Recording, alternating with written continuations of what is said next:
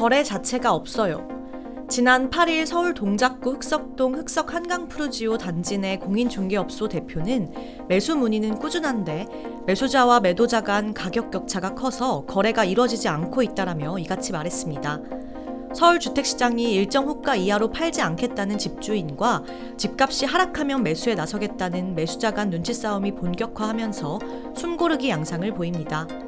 세금과 대출 규제에 이어 추가 금리 인상까지 예고되면서 관망세가 짙어진 것입니다.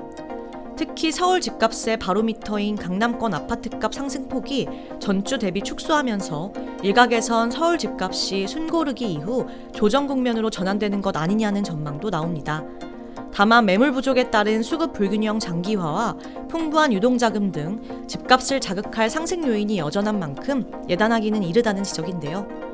일부 단지에서는 신고가 경신이 나오는가 하면 일부 단지에서는 기존 시세보다 낮은 가격에 매매 계약이 체결되는 등 혼조세를 보이고 있습니다.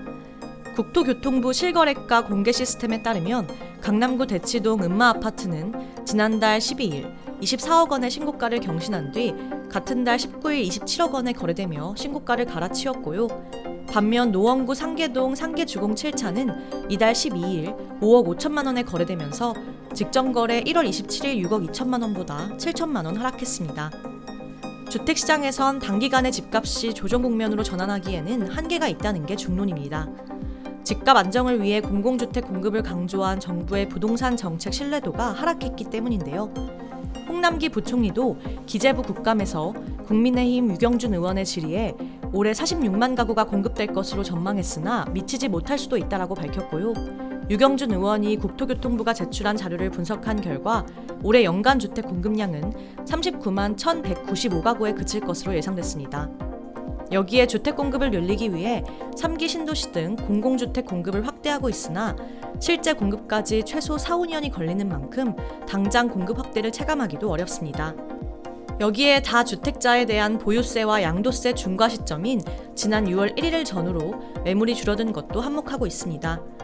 권대중 명지대 부동산학과 교수는 세금 강화와 대출 규제가 본격화되고 기준금리 인상 추가 가능성이 커지면서 전반적으로 부동산 매수 시장에 대한 심리가 다소 위축됐다면서도 여전히 집값 상승 요인들이 많아 단기간에 집값이 조정되기는 어렵다고 설명했습니다. 권 교수는 만성적인 수급 불균형을 해소하기 위해 주택 수요가 있는 지역에 적절한 공급이 필요하나 정부의 거듭된 규제 대책으로 오히려 공급이 축소되면서 집값 상승이 장기화하는 부작용이 지속되고 있다라며 일부 거래만으로 집값 조정 국면을 예단하는 건 한계가 있다고 덧붙였습니다. 윤지혜 부동산 R114 수석연구원도 당분간 입주 물량 감소와 임대차 3법제도 안착의 진통, 주택 보유자의 실거주 강화 등으로 인해 전셋값 상승세가 쉽사리 잡히기 어려울 것이라며 정부의 매입 임대와 건설 임대 등의 공공임대 확대 정책에 더해 기존 주택시장에서 전월세 물건이 원활하게 소통할 수 있는 정책의 추진도 필요해 보인다라고 밝혔습니다. 한편 지난해 전국 부동산 보유세 납부액이 18조 417억 원으로 집계됐습니다. 2017년과 비교해 5조 원 이상 증가한 수치인데요. 이를 두고 국회 기획재정위 소속 국민의힘 박형수 의원은 양질의 주택 공급을 늘리기보다는 국민에게 세금 폭탄을 퍼부어 수요를 억제한다는 잘못된 부동산 정책이 초래한 결과라고 했습니다. 집값의 향방은 그 누구도 알 수 없는데요.